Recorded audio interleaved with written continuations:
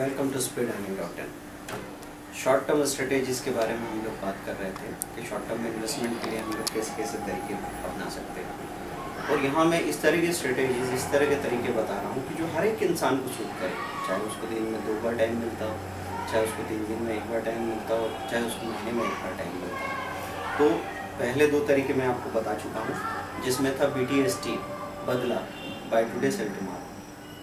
फिर दूसरा तरीका था पार्शियल बाइंग सेलिंग, कि आप टुकड़े टुकड़े में 3-4 दिनों की गिरावट में खरीदते जा रहे हैं और फिर जैसे बाजार पलटा तो धीरे धीरे बेच के और अपना प्रॉफिट बुक कर रहे हैं। इन दोनों चीज़ों में ब्रोकरेज की कॉस्ट ज़्यादा, लेकिन प्रॉफिट थोड़ा कम रहेगा। लेकिन ये भी है कि रिस्क ज़्यादा लंबे नहीं रहेंगे। तो आपको ऐसा हो सकता है कि 1 रुपया मिले, उसमें से 50 पैसा आपको कॉस्ट में ही चला जाए, 50 पैसा आपको बच पाए।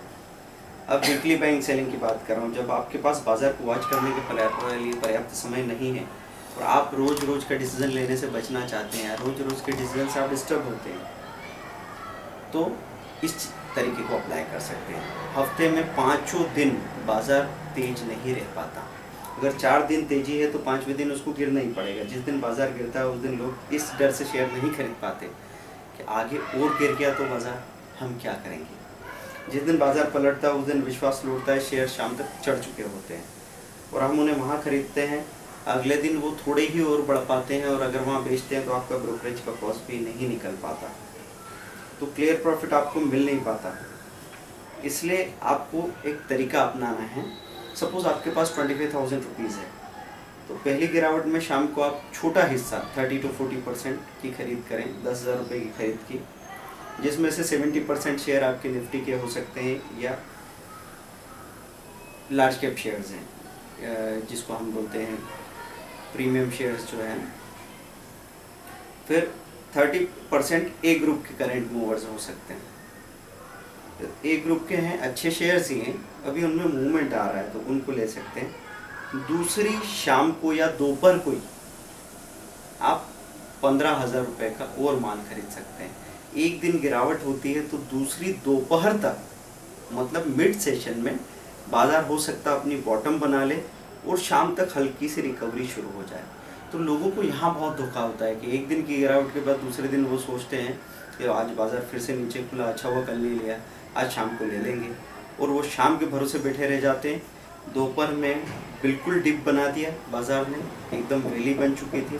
उस वैली से लोगों ने, जो पुराने ग्राहक बैठे हुए, इंस्टीट्यूशन बैठे हुए, उनकी खरीदी चालू हो गई और आपने देखा कि जो ICICI 1,000 रुपये से घट के 850 का रह गया था, अब वो आपको 890 या 910 दिख रहा है। 850 देखने के बाद 890 या 910 में खरीदना आपके लिए बड़ा मुश्किल हो जाता है। तो यहाँ दिक्कत इसी बात की है कि अगर मैंने कोई बेस्ट प्राइस देख ली है तो मैं उसी प्राइस के लिए जिद करने लगता हूँ और वो प्राइस मुझे कभी मिलती नहीं। तो थोड़ा सा ज़्यादा रिस्क ले सकें तो दूसरे दिन 1 से 2 बजे के बीच में शेयर कई बार न्यूनतम रेट्स पे चले जाते हैं। फिर थोड़ी सी कवरिंग आने पर शाम को ही प्रॉफिट नज़र आने लगता है।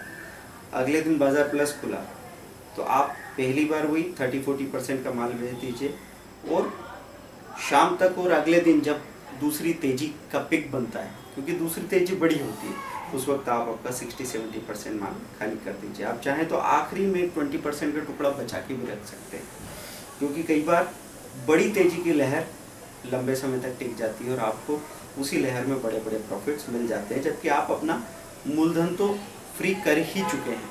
अब 80% आप कैपिटल फ्री है, सिर्फ 15-20% पे आप प्रयोग कर रहे हैं। एक बार प्रॉफिट बुक कर लें तो अगले हफ्ते की अगली मंदी का इंतज़ार कीजिए। कम टेंशन, कम ब्रोकरेज में अच्छा कमाया जा सकता है।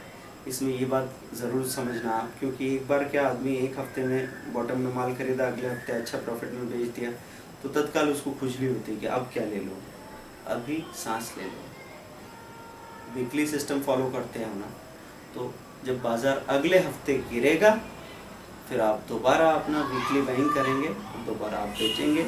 साल में आपको ऐसे 50 मौके मिलेंगे, क्योंकि 52 हफ्ते होते हैं। उन 50 मौक़ों में अगर 30 मौक़ों पे अच्छा परफॉर्म कर पाए तो अच्छा पैसा मिलेगा।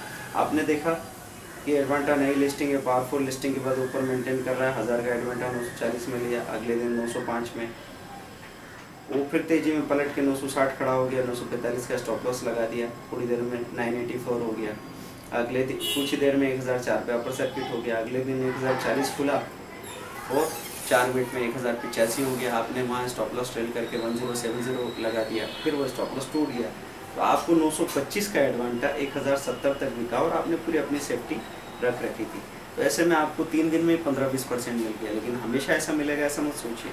तो आपको एक हफ्ते में 4-5% का गेन ब्रोकरेज टैक्स काट के काफ़ी होता है। फिर आता है शॉर्ट टू मिड टर्म, चौथा तरीका। ये महीनों की बात कर रहा हूँ, मंथली बाइंग सेलिंग की। किसी लंबी गिरावट के बाद अगर कोई शेयर आप खरीदें तो उसको कुछ समय होल्ड करके रखिए। ऐसे नहीं कि आपने देखा कि जेपी एसोसिएट आपके सामने 55 से 40 आया, आपने 40 पे खरीदा और 42 पे बेच दिया, ये सोच के लिए 5% ऊपर है।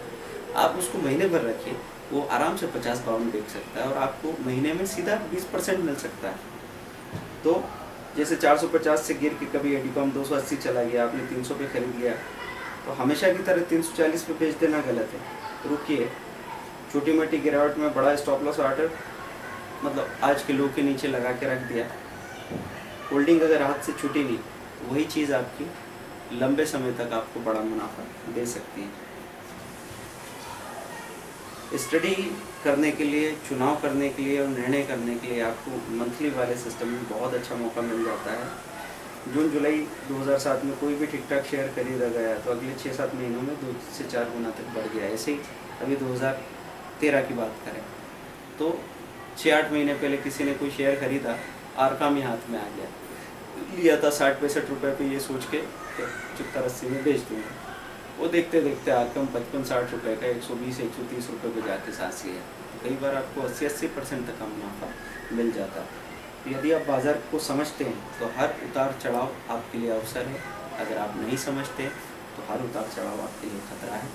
इसलिए समझ ही सब कुछ है, समझ जितनी हो सके जुटाते रहिए और पैसा बनाते रहिए। Thank you.